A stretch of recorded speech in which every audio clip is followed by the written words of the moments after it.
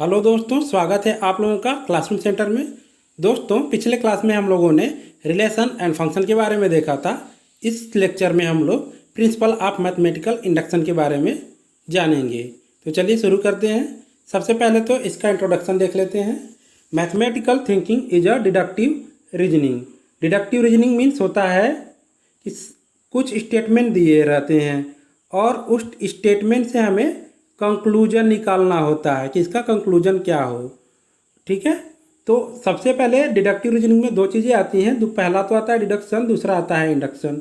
ठीक है, डिडक्शन में क्या होता है कि जो स्टेटमेंट दिया रहता है वह होता है जनरल केस में, और जो कंक्लूजन निकालते हैं वह होता है एक पार्टिकुलर केस में।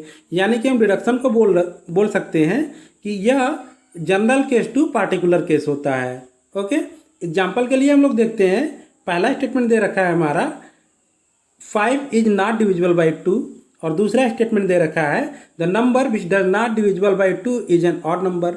यानी कंक्लूजन इससे क्या निकला हमारा? कंक्लूजन यही निकला 5 इज एन ऑड नंबर। यानी कि एक जनरल केस क्या था कि odd number does not divisible by 2। ठीक है, और पार्टिकुलर केस क्या निकला हमारा कि 5 is an odd number. Okay, यानी कि ये सिर्फ और सिर्फ बता रहा है 5 को कि 5 ही क्या है, ऑड नंबर है। तो यह हो गया एक पार्टिकुलर केस। अब दूसरा हम लोग सीखते हैं इंडक्शन के बारे में। इंडक्शन डिडक्शन का बिल्कुल ही अपोजिट होता है। यानी कि डिडक्शन में क्या था कि स्टेटमेंट जो दिया था वह था हमारा जनरल केस में, और इसमें जो स्टेटमेंट दिया रहता है गिवन स्टेटमेंट, यह होता है एक पार्टिकुलर केस। और जो इसे कंक्लूजन निकल रहा था डिडक्शन में वह था एक पार्टिकुलर केस। लेकिन जो इंडक्शन में कंक्लूजन निकलेगा वह होगा एक जनरल केस। चलिए सीखते हैं एग्जाम्पल से हम लोग। एग्जाम्पल क्या है? राम ईट फूड, दूसरा है श्याम ईट फूड। ओके, आगे का देखते हैं हम लोग। Rahul eat food, Saurabh eat food. ये सब तो हो गए पार्टिकुलर केस, यानी एक पार्टिकुलर व्यक्ति के बारे में बता रहा है कि वह क्या खाता है, फूड खाता है। और यह सारे के सारे व्यक्ति क्या है, ह्यूमन है। यानी कि राम, श्याम, राहुल, सौरभ और ह्यूमन। यानी जो कंक्लूजन निकला, कंक्लूजन क्या निकल के आया? कंक्लूजन यह निकला ह्यूमन ईट फूड। यानी कि सारे के सारे ह्यूमन क्या करते हैं, सारे के सारे ह्यूमन फूड खाते हैं, खाना खाते हैं। तो इसलिए जो ह्यूमन ईट फूड है यह क्या है, एक जनरल केस को बताएगा। तो इस तरीके से हम लोग इंडक्शन के बारे में समझ सकते हैं कि इंडक्शन क्या होता है। इंडक्शन हमेशा particular case to general case होता है। ओके, नेक्स्ट पॉइंट देखते हैं हम लोग, how specific statement can be generic. Okay, चलिए सीखते हैं इसे। When same thing happen on the next step. मान लेते हैं कि यहाँ पे कुछ किताबें ऐसे रखी हुई हैं, इनके बीच का डिस्टेंस बिल्कुल सेम है। अगर हम लोग एक किताब को फ्लिक करते हैं, ऐसे फ्लिक करते हैं यानी गिराते हैं, तो क्या होगा? पहला किताब पहले पे गिरेगा, फिर दूसरा दूसरे पे, तीसरा तीसरे पे, चौथा चौथे पे, पाँचवा पाँचवें पे, छठा छठे पे, सातवां सातवें पे, आठवां आठवें पे। इसी तरीके से जितनी भी बुक आगे हैं ये सारी की सारी एक दूसरे के ऊपर गिरेंगी। तो सबसे पहले हम लोग क्या कर रहे हैं, सबसे पहले जो पहला काम क्या कर रहे हैं, ऑब्जर्वेशन क्या करते हैं इसका। सबसे पहला काम क्या किया हमने? Check first book. पहले सबसे पहले तो हम लोग सबसे पहले वाले को देखेंगे कि यह गिरा कि नहीं।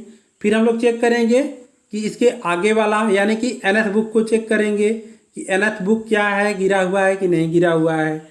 फिर हम चेक करेंगे n+1th बुक को कि वह गिरा या नहीं गिरा। इस तरीके से हम लोग ऑब्जर्वेशन करते हैं। सेम थिंग हम लोग मैथमेटिकल इंडक्शन में भी देखते हैं। ओके, जैसे क्या है कि कोई स्टेटमेंट दे रखा है, कोई स्टेटमेंट दे रखा है, वह मान लेते हैं हम लोग, एज्यूम करते हैं वो स्टेटमेंट P1 है।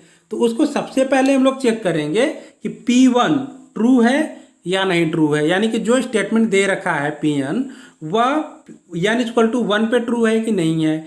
फिर अगर n=1 पे ट्रू है तो हम बोल सकते हैं कि वह स्टेटमेंट n=k पे भी ट्रू होगा। यानी कि pk को मान लेते हैं कि pk क्या होगा, ट्रू होगा। और यह जब pk पे ट्रू है स्टेटमेंट, तो हम क्या बोल सकते हैं कि वह स्टेटमेंट pk+1 पे भी ट्रू होना चाहिए। ओके, और इसी को हमें प्रूव करना होता है कि if pk is true then pk+1 is also true. Okay, तो चलिए देखते हैं कुछ एग्जाम्पल इसके। पहला एग्जाम्पल है कि हमें प्रूव करना है कि 1 + 3 square plus 3 cube plus dot dot dot 3 power n - 1 equal to 3 power n - 1/2 होगा। ठीक है, तो चलिए इसे सॉल्व करने का तरीका सीखते हैं। सबसे पहले तो हम लोग ले लेंगे पी एन की वैल्यू, यानी पी एन इक्वल टू क्या लिखेंगे, 1 + 3 square plus 3 cube plus dot dot dot 3 power n - 1 equal to 3 power n - 1/2। यह हो जाएगा हमारा पी एन।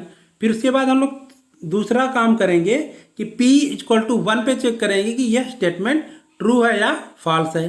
तो P1 = क्या है, 1। यह हो गया लेफ्ट हैंड साइड का, और राइट हैंड साइड में अगर हम n की वैल्यू 1 रखते हैं तो यहाँ पे हो जाएगा 3 पावर n - 1 / 2, यानी कि 2/2, यानी कि इक्वल टू हो गया 1। यानी कि left hand side equal to यहाँ पे क्या हो जा रहा है, right hand side. Left hand side equal to right hand side हो गया।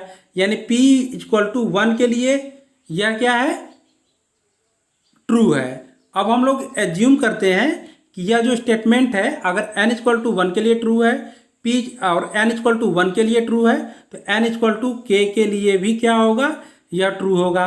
तो मान लेते हैं n = k इज ट्रू, यानी कि क्या हो सकता है, pk यानी कि 1 + 3 + 3 square plus 3 cube plus dot dot dot 3 equal to 3 यह एक स्टेटमेंट बनेगा, और यह स्टेटमेंट क्या है, ट्रू है। अब हमें प्रूफ करना होता है pk+1 इज आल्सो ट्रू। तो इसको ट्रू करने के लिए हम क्या रखेंगे, n के प्लेस पे k+1 रखेंगे, यानी 1 + 3 + 3 स्क्वायर प्लस 3 प्लस 3 -1 इक्वल टू क्या होगा, राइट हैंड साइड में 3 -1/2, यानी इस चीज़ को हमें प्रूफ करना है। तो सबसे पहले हम लोग ले लेते हैं लेफ्ट हैंड साइड को। लेफ्ट हैंड साइड को लिखते हैं तो 1 + 3 + 3 square plus dot dot dot 3 यह तो हमारा दिख रहा है pk है, यानी जो इक्वेशन नंबर 1 माने थे। और pk की वैल्यू क्या है, 3 और यहाँ पे हमारा क्या बचा है, जो बचा है उसे लिख देते हैं। क्या बचा है, 3 यानी 3 बचा है, तो इसे एक अलग से लिख देंगे हम लोग। अब यहाँ पे देखते हैं, जब इसे सॉल्व करेंगे हम लोग तो यह 3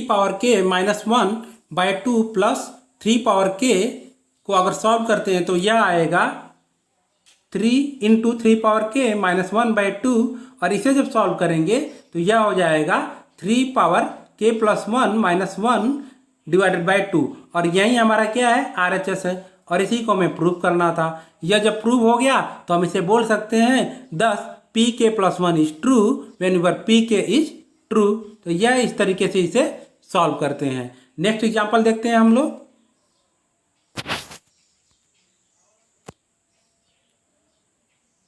नेक्स्ट एग्जांपल है, prove that 10^2n-1 + 1 is divisible by 11।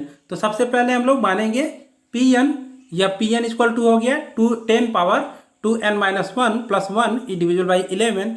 फिर हम लोग इसे चेक करेंगे कि यह n = 1 पे ट्रू है, यानी P1 इज ट्रू, यानी हो जाएगा 10^2-1 + 1 = 11 आएगा। इस तरीके से सॉल्व करेंगे तो, और हमको पता है 11 इज डिविजिबल बाय 11, यानी हम बोल सकते हैं कि यह स्टेटमेंट जो दे रखा है n = 1 पे ट्रू है। हम फिर एज्यूम करेंगे कि यह जो स्टेटमेंट है यह n = k पे ट्रू है, यानी हम लिख सकते हैं pk, यानी pk = लिख सकते हैं 10^2k-1 + 1 इज डिविजिबल बाय 11, या इसे ऐसे लिख सकते हैं 10^2k-1 + 1 = 11x, जहाँ पे x क्या है, हमारा नेचुरल नंबर है। इसे मान लेते हैं इक्वेशन नंबर फर्स्ट। यहाँ से हम लोग निकाल लेते हैं 10^2k की वैल्यू। तो 10^2k की वैल्यू जब निकालेंगे तो यह आ जाएगा 11x - 1 × 10। ठीक है, इसे सॉल्व कैसे करते हैं, उसे इस तरीके से सॉल्व करेंगे। क्या दे रखा है, 10^2k-1, तो इसे लिख सकते हैं 10^2k डिवाइडेड बाई 10 -1 को डिवाइडेड बाई 10 लिख सकते हैं। और इक्वल टू क्या दे रखा था हमारा, यह दे रखा था 11x - 1। ठीक है, अब इसे जब यहाँ से 10^2k की वैल्यू निकालेंगे तो यह हो जाएगा 11x - 1 × 10, और यही जो हम लोग पी के प्लस 1 निकालेंगे तो इसमें क्या आ जाएगा 10 power 2k plus 2 minus 1 plus 1, यानी जब इसे सॉल्व करेंगे तो यह हो जाएगा हमारा 10 इंटू 10 पावर 2k प्लस 1। और यहाँ से हम लोग क्या रखेंगे 10 पावर 2k की वैल्यू रख देंगे। तो 10 पावर 2k की वैल्यू क्या है, यह है 10 इंटू 11x माइनस 1 प्लस 1। जब इसे सॉल्व करेंगे तो यह हो जाएगा 100 इंटू 11x माइनस 100 प्लस 1। अब इसे सॉल्व करेंगे तो यह हो जाएगा 100 इंटू 11x माइनस 99।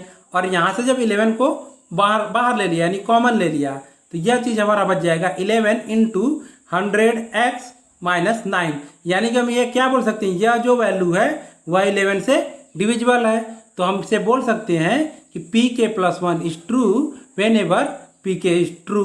ओके, तो इस तरीके से हम लोग मैथमेटिकल इंडक्शन को सॉल्व करते हैं। बहुत ही आसान है मैथमेटिकल इंडक्शन सॉल्व करना, कुछ नहीं करना होता है। हमें पहले Pn मानना पड़ता है जो स्टेटमेंट दिया रहता है, फिर P इक्वल टू 1 पे हमें P1 इक्वल टू ट्रू करना पड़ता है जो भी है, और फिर हमें Pk को मानना पड़ता है कि यह Pk क्या है, ट्रू है, एज्यूम करना पड़ता है। फिर हमें लास्ट में प्रूव करना पड़ता है कि जब यह k के लिए ट्रू है तो k प्लस 1 के लिए भी यह स्टेटमेंट क्या होगा, ट्रू होगा। ठीक है, इस तरीके से हम लोग क्या करते हैं, इसे सॉल्व करते हैं। आशा करता हूँ आप लोगों को समझ आया होगा। अगर समझ आया है तो आप लोग इसे लाइक कीजिए और सब्सक्राइब कीजिए। Thank you.